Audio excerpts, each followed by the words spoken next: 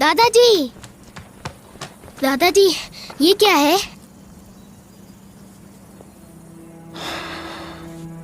ये तुम्हें कहाँ से मिला? खेतों में से। आओ, मेरे साथ आओ, मैं तुम्हें कुछ दिखाता हूँ। मैं तुम्हें अपने बारे में कुछ बताना चाहता हूँ।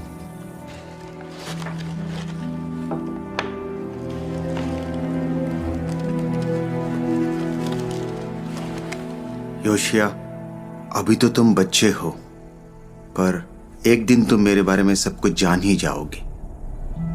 मैंने जिंदगी में बहुत बुरे बुरे काम किए हैं। मैंने यहोवा की उपासना करने के बजाय छोटे देवी देवताओं की उपासना की। यहां तक कि मैं यहोवा के मंदिर में मूर्तियों तक को ले आया। मैंने यहोवा का बहुत दिल दुखाया।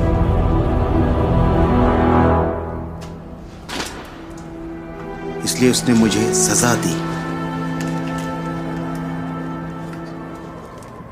मैंने यहोवा से गिड़गिड़ाकर माफी मांगी। क्या उसने आपको माफ किया? हाँ, यहोवा बहुत दयालु है। बेटा, इन खर्रों में यहोवा के भविष्यवक्ता यशायाह के शब्द लिखे हैं। मूर्तों को तराशने वाले सब के सब बेकार हैं, और जो मूर्तें उन्हें प्यारी हैं वो उनके किसी काम की नहीं। उनके साक्षी बनकर वो ना तो कुछ देख सकते हैं और ना समझ सकते हैं। अब मैं चाहता हूं कि आगे की कुछ आयतें तुम पढ़ो। यहां एक आदमी एक पेड़ को काटता है, पर वो उसका क्या करता है? लकड़ी के आधे हिस्से से वो आग जलाता है, फिर उसी पर गोश्त भूनता है, जी भरकर खाता है और आग सेक कर कहता है, वाह, इसकी गर्मी अच्छी लग रही है। क्या ऐसा करना गलत है दादाजी? नहीं मेरे बच्चे, पर चलो देखते हैं कि वो बाकी के हिस्से का क्या करता है। बची हुई लकड़ी से वो देवता की एक मूरत बनाता है, उसके आगे झुककर उसकी पूजा करता है और उससे प्रार्थना करता है, बचा ले, क्योंकि तू ही मेरा ईश्वर है। ये तो गलत है। पर योशिया, ये गलत क्यों है? क्योंकि वो यहोवा नहीं है, बस एक पेड़ है। पर बेटा, अगर हम ऐसा करें तो यहोवा को कैसा लगेगा? यहोवा नहीं चाहता कि हम किसी और ईश्वर को माने। बिल्कुल सही कहा। और क्या दूसरे ईश्वर हमारी प्रार्थना सुन सकते हैं? नहीं, सिर्फ यहोवा। और योशिया, यहोवा तुम्हारी प्रार्थनाओं को भी सुनना चाहता है।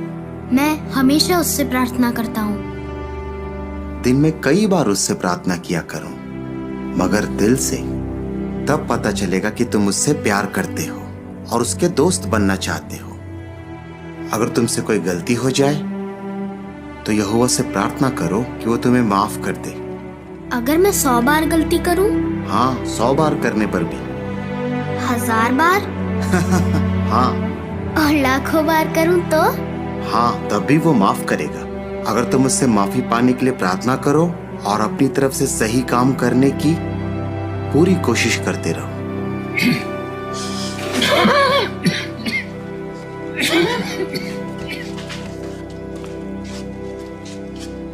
बेटा योशिया, दादाजी को थोड़ा आराम करना है।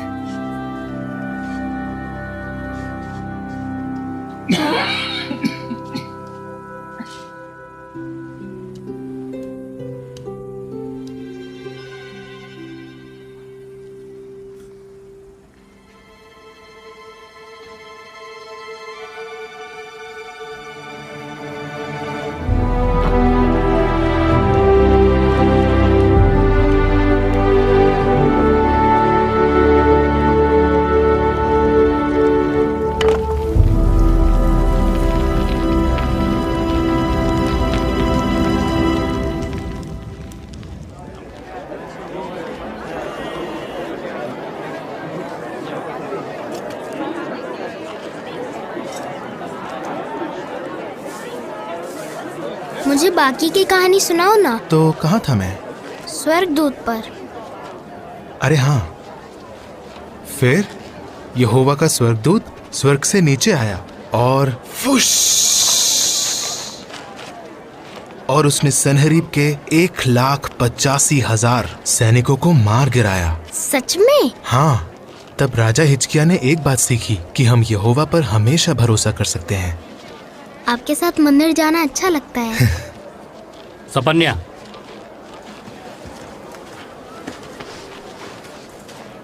तुम्हें बच्चे को इस तरह की झूठी कहानियां नहीं सुनानी चाहिए। राजा ने मुझे योशिया को मंदिर ले जाने मुझे के पता लिए है तुम कहाँ जा रहे हो। उन्होंने तुमसे जो भी कहा हो, पर मेरा बेटा तुम्हारे साथ क्या? पिताजी, आपका आराम करना चाहिए। योशिया मंदिर जाना चाहता था और मैंने ही सपन्या से कहा कि वो मेरा इंतजार ना करे और योशिया को ले जाए। तुम तो हमारे साथ चलोगे नहीं, लेकिन तुम योशिया को मंदिर जाने से नहीं रोक पाओगे।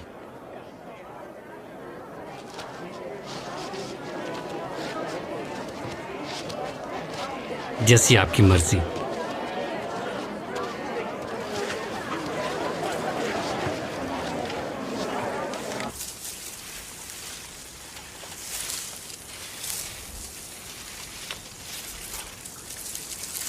एनान, ये वाला कैसा है?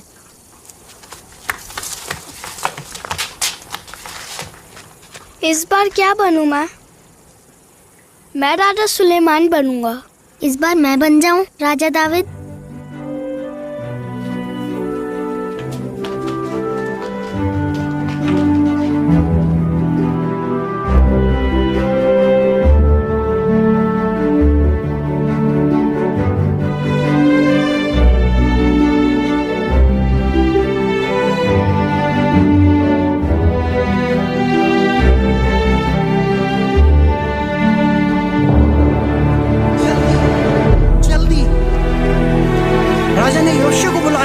जल्दी लेकर आओ। योशिया कहाँ है? वो बस आ रहा है मालिक। दादाजी। योशिया, मेरे बेटे, मेरे बच्चे। आपको कुछ नहीं हो सकता, जल्दी ठीक हो जाओ दादाजी। मैं आपके बिना नहीं रह पाऊंगा। बेटा, तुम अकेले नहीं हो। यहोवा तुम्हारे साथ है और तुम्हारा चचेरा भाई सपन्या भी। यहोवा पवित्र परमेश्वर है और तुम्हें उसकी उपासना उसकी मर्जी के हिसाब से करनी चाहिए, जिस तरह वो चाहता है। मंदिर में जो बलिदान चढ़ाए जाते हैं और त्योहार मनाए जाते हैं, उनकी मदद से हम यहोवा के दोस्त बन पाते हैं। मैंने सच्ची उपासना को बहाल करने की कोशिश की, लेकिन लोग अब भी ऊंची जगहों पर बलिदान चढ़ाते हैं। यहोवा के मंदिर को हम लोग भूल गए हैं। जब लोग यहोवा की उपासना करते थे उसकी मर्जी के मुताबिक, तो वो लोग बहुत खुश थे। यहोवा की उपासना और उसका मंदिर दोबारा वैसा हो सकता है।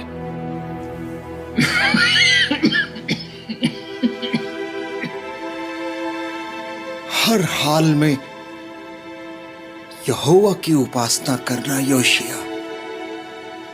बाकी देवी देवताओं में जरा भी ताकत नहीं है।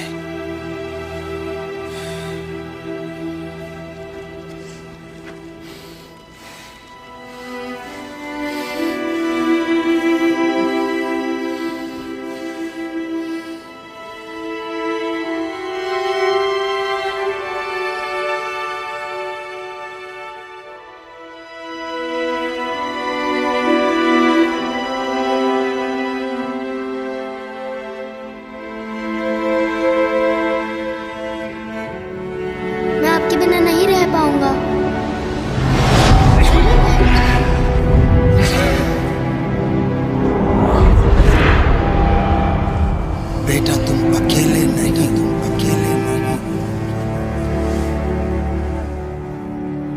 यहोवा तुम्हारे साथ है, यहोवा तुम्हारे साथ है।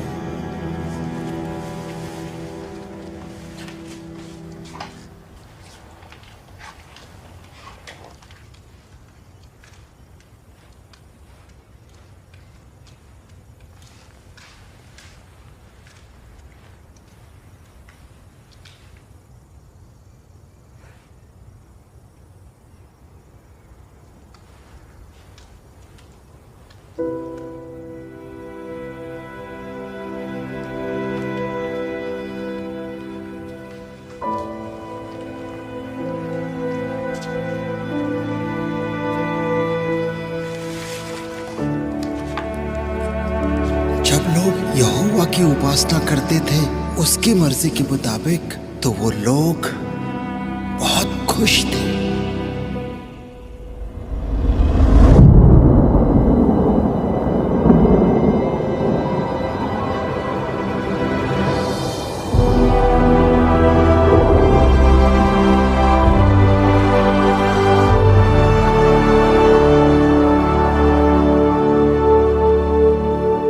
योशिया,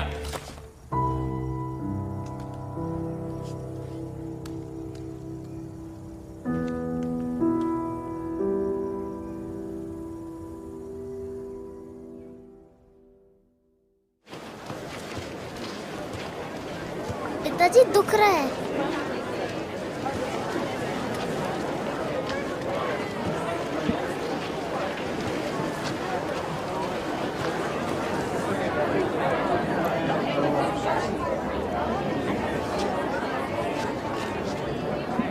हमारी मूर्तियां बिक रही हैं ना? बेन बतान, ये मूर्तियाँ इतनी खूबसूरत हैं कि लोगों की भीड़ लग जाती है और धड़ाधड़ बिक रही हैं। बहुत खूब। हमारी भी काफी कमाई हो रही है इनसे। इन्हें रखने से बाल की बरकत रहती है। इस बार की हमारी फसल बहुत अच्छी होगी। यहोवा को ये बिल्कुल पसंद नहीं। चुप हो जाओ। बेटा, हमें सारे देवी देवताओं की जरूरत है, सिर्फ यहोवा की नहीं। लेकिन दादाजी तो ऐसा नहीं कहते थे। वो कहते थे कि बाकी देवी देवताओं में जरा भी ताकत नहीं है। आवाज नीचे। तुम्हारे दादाजी, उन्होंने तो खुद तोपेत पे इतने सारे बलिदान चढ़ाए हैं।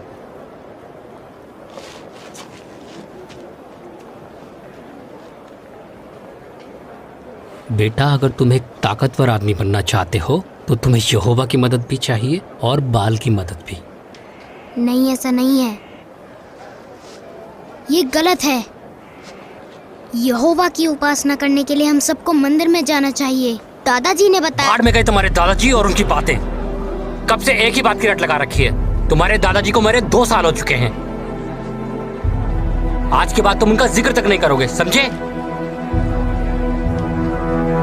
सपन्या,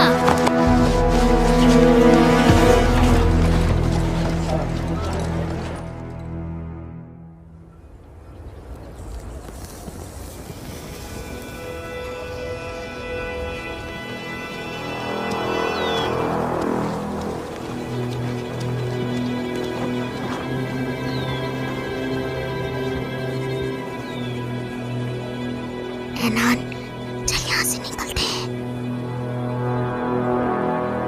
एनान,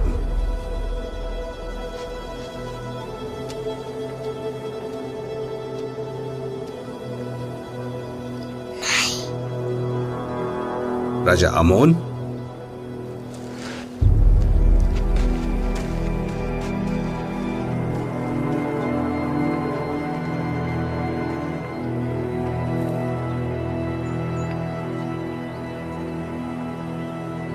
योशिया,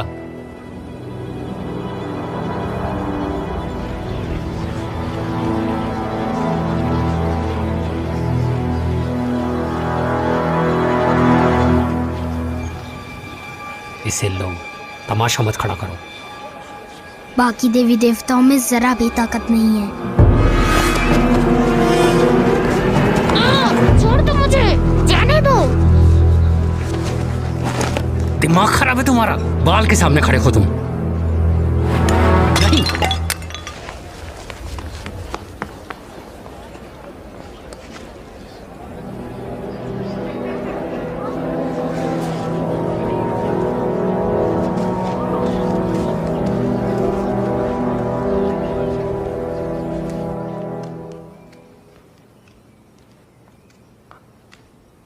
अगर इस साल बारिश नहीं हुई तो इसका जिम्मेदार योशिया होगा। आज उसने जो हरकत की वो माफी के लायक नहीं है। उसकी क्या गलती है? वो हर समय अपने दादाजी के साथ रहता था। लड़के को सजा मिलनी चाहिए। तमीज से बात करो वरना जबान खींच लूंगा। तुम हो गए यहाँ के बाल के पुजारी, पर मैं राजा हूं यहाँ का। आप सही कह रहे हो मालिक। जाओ, निकल जाओ यहां से, और वो भी ले जाओ। नहीं, इसे मैं आपके पास ही छोड़ रहा हूं मेरे मालिक।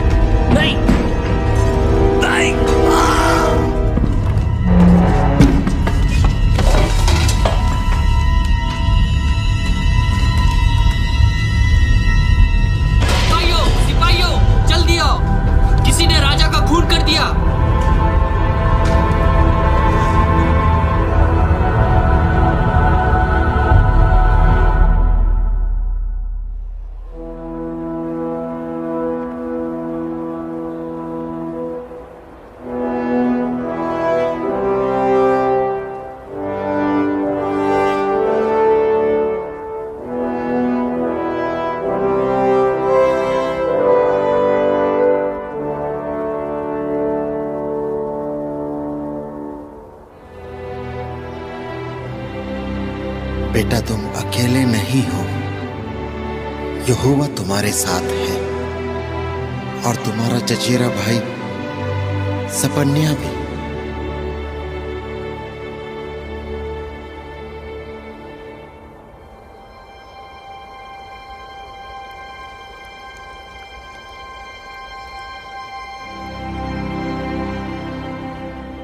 राजा योशिया की जय हो। राजा योशिया की जय हो। राजा योशिया की जय हो। राजा योशिया की जय हो। राजा योशिया की जय हो। राजा योशिया की जय हो। राजा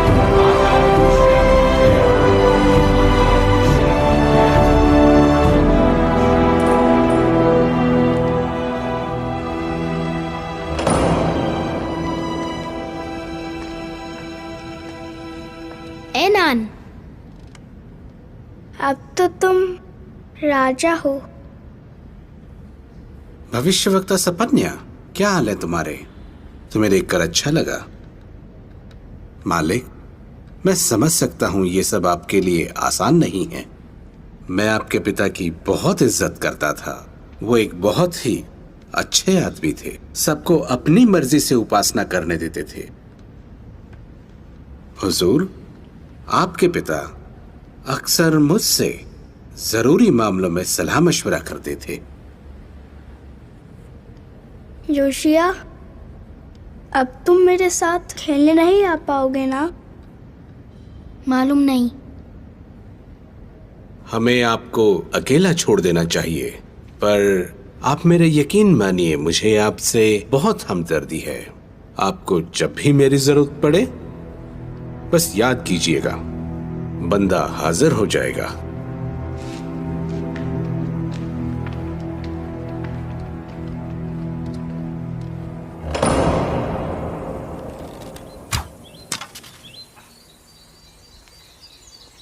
कोई बात नहीं, एक और बार कोशिश करते हैं।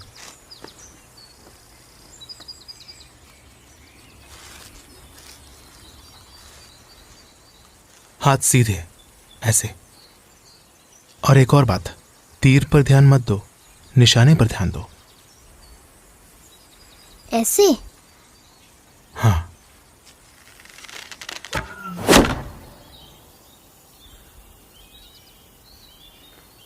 अरे वाह, तुम सीख गए हो।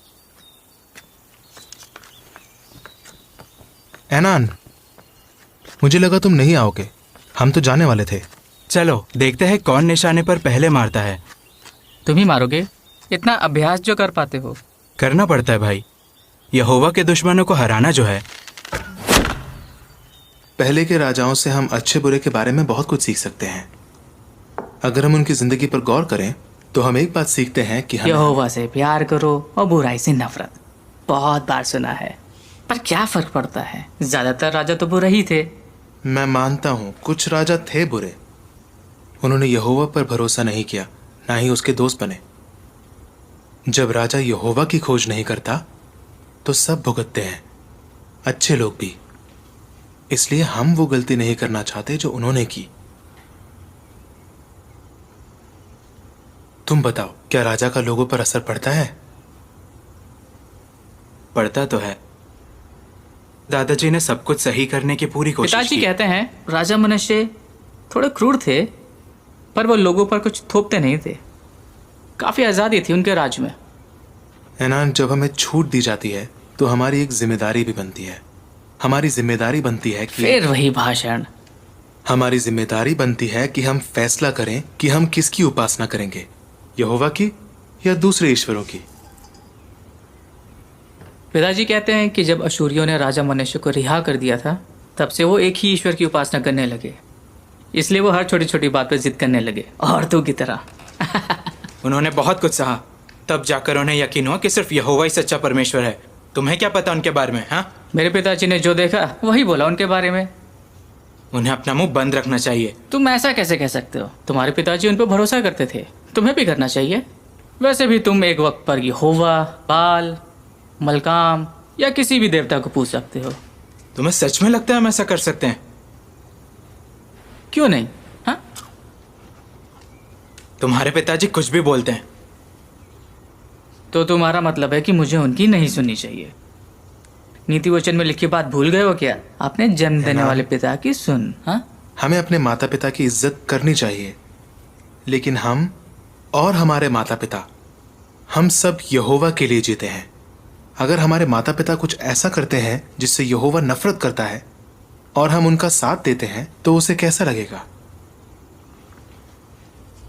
वो मुझे पागल कर देता है। मेरे दादाजी ऐसे थे, वैसे थे, तुम उनके बारे में कुछ नहीं जानते। सपन्या एक नबी है, तुम्हें उसकी सुननी चाहिए। नबी तो आते जाते हैं, वो तो अभी बच्चा है। नबी क्या बनेगा? उसकी उम्र ही क्या है, 25 साल? हम सिर्फ यहोवा की ही उपासना क्यों करें? लोग तो हजारों ईश्वर को पूछते हैं आज। उसके सामने सोच समझ कर बोला करो। वो खुद को कुछ ज्यादा ही नेक समझता है और एक दिन सबको ले डूबेगा। तुम्हें उसकी सोच सुधारनी चाहिए। उसे समझाओ कि उसे सब कुछ देखकर चलना चाहिए। समझाओ? सपन्या कहता है कि वो राजा दाऊद के जैसा है। उस धोखेबाज की तरह जिसने किसी और की पत्नी पर नजर डाली। क्या बात है?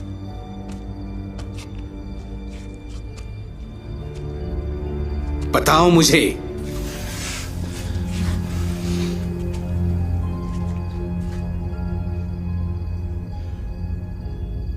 उसकी बात सही निकली तो?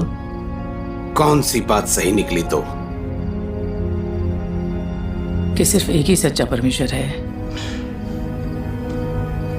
बेटा, तुम समझ नहीं रहे। योशिया अब भी नासमझ है।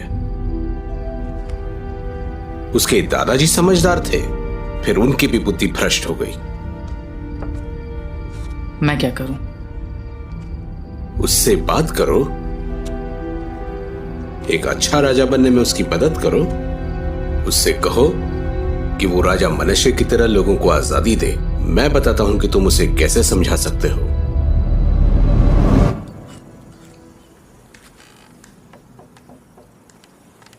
योशिया, मैं तुमसे माफी मांगना चाहता हूं। मुझे तुमसे बदतमीजी से बात नहीं करनी चाहिए थी। कोई बात नहीं यार, मैंने तुम्हें कब का माफ कर समझने दिया। की कोशिश करो योशिया। सोचो, अगर तुम गलत निकले तो क्या होगा? अगर बाल की उपासना करना जरूरी हो और हम ना करें तो क्या होगा? बाल देवता ही बारिश करवाता है, और तुम्हारे पिताजी और दादाजी दोनों ऊंची जगहों पे बलिदान चढ़ाते थे। तुम्हारी वजह से बाल देवता नाराज हो गया तो फसल मर जाएगी, लोग भूखे रह जाएंगे, और फिर तुम्हारे खिलाफ हो जाएंगे वो लोग। मैं जानता हूं तुम्हें यहोवा से बहुत प्यार है, पर तुम्हें नहीं लगता हमें बाल को भी बलिदान चढ़ाना चाहिए? अगर वो सच में हुआ तो?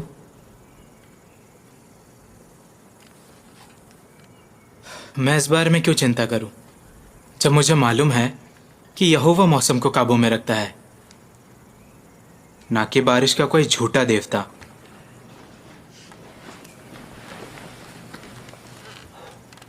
तुम भूल गए राजा सुलेमान ने क्या कहा था? सारी नदियां, मुझे याद है, सारी नदियां सागर में जा मिलती हैं, फिर भी सागर नहीं भरता।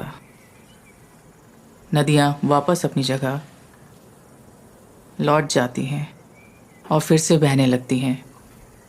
हाँ, बिल्कुल जैसे यहोवा ने बनाया। हमने ये साथ में पढ़ा था। पर कुछ लोग कहते हैं कि खर्रों को बदला गया है। क्या पता ये देवता हमसे कुछ कहना चाहते हैं। याद है जब हम छोटे थे तो हम खेतों में खेलते थे? हाँ, तो तुम हमेशा राजा सुलेमान बनते थे। यहोवा ने सुलेमान को बुद्धि और दौलत दी, पर तुम्हें याद है ना आखिर में उसके साथ क्या हुआ? उसकी पत्नियों ने उसके दिल को दूसरे देवताओं की तरफ बहका दिया, और फिर दाऊद की तरह उसका दिल यहोवा पर पूरी तरह नहीं लगा रहा। मैं वो गलती नहीं करना चाहता।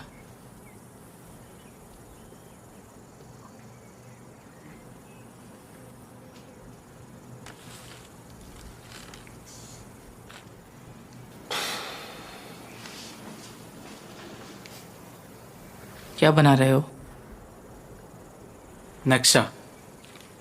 दादाजी कहते थे कि जब लोग सही से यहोवा की उपासना करते थे तो मंदिर बहुत सुंदर था।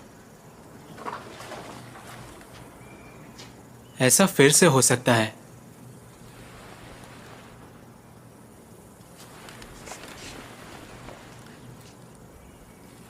चलो बताता हूं कि मैं क्या करने वाला हूं। आप समझ क्यों नहीं रहे? वो सारी ऊंची जगहों को हटाने की सोच रहा है देश से। मैं सब समझ रहा हूं। जब उसके दिमाग में उठने वाली बेहुदा तरकीबें देश का कानून बन जाएंगी, तब लोगों की खुशियां छिन जाएंगी। लोग अपनी मर्जी से उपासना नहीं कर पाएंगे। उसके दकियानूसी कानूनों का नतीजा ये होगा कि लोग घुटन महसूस करने लगेंगे। कुछ समझ में आया तुम्हें? कुछ बहुत ही अशुभ होने वाला है।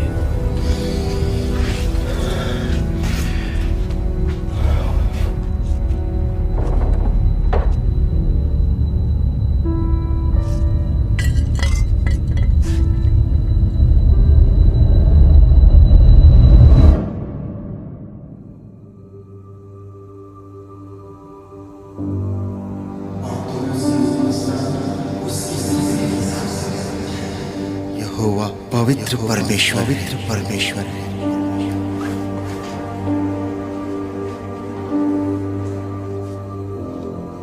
और तुम्हें उसकी उपासना उसकी मर्जी के हिसाब से करनी चाहिए।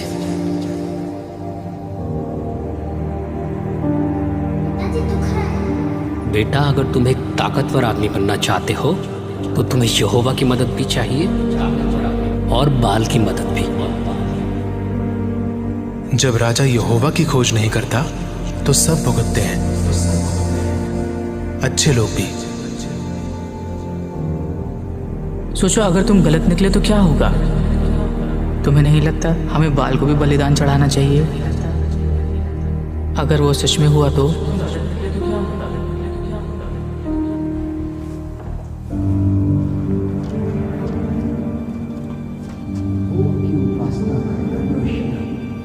यहोवा की उपासना करना योशिया। बाकी देवी देवताओं में जरा भी ताकत नहीं है, ताकत नहीं है, ताकत नहीं है। हे यहोवा,